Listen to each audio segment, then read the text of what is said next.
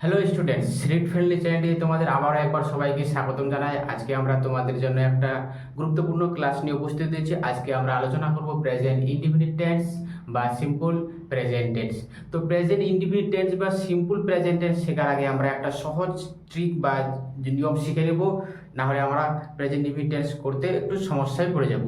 তো সেই সহজটা ট্রিকটা বা নিয়মটা কি, চলো দেখে নিই একটু। দেখো, আমি এখানে লিখে রাখছি, যদি ভার্বের শেষে ও সিএইচ এস এসএইচ এক্স বা ডবল এস থাকে, আবার বলছি যদি ভার্বের শেষে ও সিএইচ এস এসএইচ এক্স বা ডবল এস থাকে, তাহলে আমরা কি করব, ভার্বটার সাথে ইএস হবে, ইএস যোগ করব। এই শব্দগুলা যদি পাই আমরা, তাহলে ভার্বের সঙ্গে ইএস যোগ করব, এবং যদি ওয়াই থাকে তাহলে আইএস হবে, বাকি সব ক্ষেত্রে এস হবে। সেটা বোঝা গেল না? চলো এক্সাম্পলের মাধ্যমে বুঝে নিই। যদি এই শব্দগুলো দিয়ে আমি এক্সাম্পলে দেখি কখন ইএস করব। যদি আমি একটা এক্সাম্পল নিই, এখানে ডু, দেখো বন্ধুরা, এখানে আমি লিখেছি ডু, এর শেষে ভার্বটার শেষের অক্ষরটা কি আছে, ও আছে, ও পেয়ে গেছি, তাহলে এর সঙ্গে আমরা কি যোগ করব, ইএস লাগাবো, তাহলে কি হবে, ডাজ। আর একটা এক্সাম্পল দেখি, যেরকম গো লিখি আমরা, এর সঙ্গে যদি ইএস যোগ করা হয় তাহলে কি হবে, গোজ হলো। এই শব্দটির শেষে যে কোনো একটা শব্দ যদি পাই আমরা, A O CH S double S X double S, এই শব্দগুলোর শেষে যদি আমরা এই শব্দগুলো শেষে পাই ভার্বের, তাহলে আমরা কি করব, ইএস যোগ করব। আর একটাতে দেখি, এটা যদি মুছে দেওয়া যায়, তাহলে আর একটা এক্সাম্পলে যদি দেখি আমরা, যদি আমরা নিই এখানে ক্যাচ শব্দটাকে, সেচ। দেখো বন্ধুরা, এখানে সবার ভার্বের শেষে কি আছে, সিএইচ আছে, এই সেচ শব্দ পেয়ে গেছি আমরা, তাহলে এর সঙ্গে আমরা কি জুড়বো, অবশ্যই কি করব, ইএস যুক্ত করব, তাহলে কি হবে, ক্যাচেস, ক্যাচেস। এরকম যদি আমরা একটা শব্দ নিই, সেচ, সিএইচ পাচ্ছি, তাহলে এখানে আমরা কি করব, ইএস যুক্ত করব। এবার আছে কি, এসএইচ দিয়ে দেখি, যদি আমরা একটা শব্দ যদি আমরা দেখি ওয়াস, এসএইচ, দেখো আমরা শেষে কি এসএইচ পাচ্ছি, তাহলে এর সঙ্গে ইএস যোগ করব। যদি এক্স দিয়ে দেখি ফিক্স, তাহলে এক্স পাচ্ছি আমরা, এখানে শেষে এর সঙ্গে ইএস যোগ করব, ফিক্সেস। যদি আমরা ডবল এ দেখি কিস শব্দটা যদি নেওয়া হয়, কিস ভাবটাকে যদি আমরা নিই, এখানে দেখো সবার শেষে আমরা ডবল এস পাচ্ছি, তাহলে এখানে আমরা কি করব, কিসেস। তো আশা করছি তোমরা এই বিষয়টা বুঝতে পারলে। এবার এই ওয়াই এর বিষয়টাকে একটু আলোচনা করা যাক। ওয়াইটার শেষে ওয়াই শেষে থাকলে কখন আমরা আইইএস করব। দেখো, যদি আমি একটা শব্দ নিই ফ্লাই, ফ্লাই শেষে অবশ্যই আমরা কি দেব, ওয়াই আছে, পেয়ে গেছি। তবে বন্ধুরা, ওয়াই দেখলে কিন্তু হবে না, ঠিক তার আগের শব্দটাতে আমরা দেখব, ওয়াই এর আগের শব্দটাতে কি আছে, ভায়েল আছে না কনসোনেন্ট আছে। যদি কনসোনেন্ট থাকে তবেই আইইএস করা যাবে, না হলে কিন্তু হবে না। দেখো, আমরা ওয়াই এর শেষে আই পেয়ে গেছি, ওয়াই এর শেষে এল পেয়েছি, তাহলে এটা ওয়াইটা কনসোনেন্ট ফ্লাই, তাহলে এই ক্ষেত্রে আমরা কি করব, ওয়াইটা তুলে দিব, আমরা ওয়াই তুলে দিয়ে আইইএস করব, ফ্লাইজ। আর একটা এক্সাম্পল যদি দেখি ট্রাই, ট্রাই এর আগের অক্ষরে কি আছে, আর আছে, আরটা অবশ্যই কনসোনেন্ট, তাহলে এখানে কি করব, ট্রাইজ। ঠিক আছে, আবার দেখাচ্ছি একটা এক্সাম্পল যদি লিখি বাই, এই বাই মানে জানি আমরা, শেষে তো ওয়াই পেয়ে গেছি, আমাদের তো কাজ হয়ে গেছে, ওয়াই পেয়ে গেছে, তার আইএস করব। কিন্তু না, এর আগে চেক করতে হবে এটা ভাইয়েল না কনসোনেন্ট। দেখো এখানে শেষে কি ইউ আছে, ইউটা ভাইয়েল, তাহলে এক্ষেত্রে কিন্তু ওয়াই তোলা যাবে না, এটাতে কি করব, শুধু কি করব, আমরা বাকি সব ক্ষেত্রে বলেছি এস, তাহলে এস জুড়ে দেবো এর সঙ্গে। যে কোনো ভার্ব যদি নেওয়া যায়, মনে করে দেখি কাম শব্দ ভার্ব নিচ্ছি, এর শেষে আমরা কি করব, এস করব। তো আই হোপ তোমরা এই বিষয়টুকু বুঝতে পেরেছো।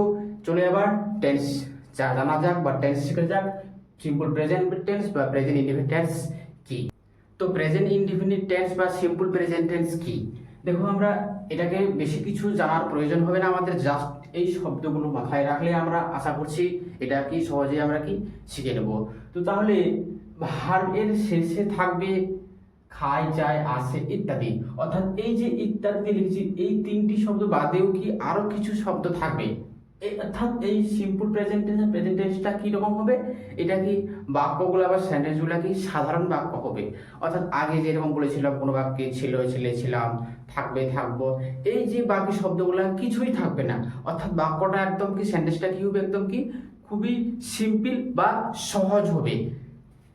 তাহলে এই ভার্বের শেষে খাই, যায়, আসে ইত্যাদি থাকতে পারে, অনেক কিছু নেয়, দেয়, বলে, যায়, ধরে ইত্যাদি কিছু থাকতে পারে। যদি এই সমস্ত কিছু আমরা শেষে পাই তাহলে আমরা এটা বুঝবো কি এটা কি অবশ্যই কি সিম্পল প্রেজেন্ট বা প্রেজেন্ট ইনডিফিনিট টেন্স। তাহলে দেখি এটা বসাবো কিভাবে, এটা করার নিয়মটা কি। দেখি আমি এখানে দুটো নোটস লিখেছি। প্রথম অবস্থায় এইভাবে আমরা করব subject plus verb one I U বাদে, আবারও বলছি আই ইউ বাদে যদি সাবজেক্টটি একজন হয়, সাবজেক্টটি যদি একজন হয় আই ইউ বাদে, অর্থাৎ থার্ড পারসন সিঙ্গুলার নম্বর যদি সাবজেক্টটি বুঝাই তাহলে কি করব সাবজেক্ট প্লাস ভার্ব ওয়ান তো করবই, প্লাস ওর সঙ্গে কি এর আগে যে বলেছিলাম কোথায় এস ইএস হবে ওই নিয়ম অনুযায়ী বসাবো, এস অথবা ইএস অথবা আইএস হবে। তো চলো এক্সাম্পলের মাধ্যমে আমরা দেখে নিই। দেখো স্টুডেন্টস, আমি এখানে লিখেছি বেশ কিছু উদাহরণ তোমাদের জন্য দিয়েছি। দেখো প্রথমে লিখেছি আমি খাই, সাধারণ বাক্য, সাধারণ অর্থ বোঝাচ্ছে। এর মধ্যে কোনো কি ছিল বা ছিলাম বা এলাম এই সমস্ত কিছু শব্দকে আমরা এখানে পাচ্ছি না। আমি খাই সাধারণ, তাহলে কি হবে আই সাবজেক্ট ভার্ব ওয়ান খাওয়া ইট, এর সঙ্গে ইট দেবো, ভি ওয়ান হয়ে গেল। দেখো বলেছি আই ইউ বাদ দিয়ে যদি সাবজেক্টটা থার্ড পারসন সিঙ্গুলার হয় একজন হয় তবেই এই শব্দগুলো জোড়া যাবে, না হলে এই নিয়মে আমরা করব। আই ইট আমি খাই সাধারণ, তারা দৌড়ায়, দে দৌড়ানো, রান ভি ওয়ান অবশ্যই কি করব রান করব, দে রান তারা দৌড়ায়, তারা তো সিঙ্গুলার থার্ড পারসন নয়, তাহলে এই নিয়মে করবে সাবজেক্ট প্লাস ভার্ব ওয়ান। দেখো সাধারণ বাক্য দৌড়ানো, এটা আমরা বুঝতে পারছি সিম্পল প্রেজেন্ট টেন্স বা প্রেজেন্ট ইনডিফিনিট টেন্স। আর একটা বাক্য তুমি, ইউ, তুমি নাও, ইউ টেক, টেকটা ভি ওয়ান সাধারণ বাক্য বোঝাচ্ছে সব। ছেলেটি যায়, দেখো দা বয়, যাওয়া কি জানি আমরা গো, অর্থাৎ তাহলে কি হবে সাবজেক্ট প্লাস ভি ওয়ান দেখো। কিন্তু এখানে দা বয় গো এই সেন্টেন্সটা ভুল, কারণ এই যে ছেলেটি আছে সেটা কি একজন বোঝাচ্ছে, ছেলেটি ছেলেটি একাই যাচ্ছে, অর্থাৎ থার্ড পারসন সিঙ্গুলার নম্বর হলে কি করব আমরা ভার্বের শেষে এস নাহলে ইএস নাহলে আইএস করব। এবার কোনটা করব, এর আগে তো বলেছি কোনটা করা যাবে, শেষে দেখো আমরা ই পাচ্ছি, তাহলে এখানে অবশ্যই কি করব ইএস করব, দা বয় গোজ। তারপরে পাখিটি উড়ে, দা বার্ড, the bird ওরা ফ্লাই, এফ এল ওয়াই। দেখো আমরা ওয়াই পেয়ে গেছি, এর আগে চেক করব থার্ড পারসন সিঙ্গুলার আছে কিনা, দেখছি থার্ড পারসন সিঙ্গুলার পাখিটি, পাখিটি একাই উঠছে, পাখিগুলি একসঙ্গে উঠছে না, সিঙ্গেল একটা পাখি, তাহলে কি করব ওয়াই শেষে থাকছে, ওয়াই এদিকে আমরা পাচ্ছি কনসোনেন্ট, তাহলে অবশ্যই কি করব কনসোনেন্ট বলে আই এস করব, তাহলে কি করব এখানে আই এস ফ্লাইজ। তারপর আরেকটা এক্সাম্পল দেখি, সে কাজ করে, সে হি ওয়ার্ক, এটা কি থার্ড পারসন সিঙ্গুলার নম্বর, এর সঙ্গে কি করতে হবে ভার্বের সঙ্গে এস বা ইএস যোগ করতে হবে। আমরা দেখতে পাচ্ছি এখানে এই কোনো নিয়মের মধ্যে পড়ছে না, তাহলে অবশ্যই এটা কি করব এর সঙ্গে এস যুক্ত করব, হি ওয়ার্কস। তাহলে আশা করছি বোঝা যাচ্ছে। অবশ্যই যদি ভিডিওটি ভালো লাগে চ্যানেলটিকে সাবস্ক্রাইব করবে।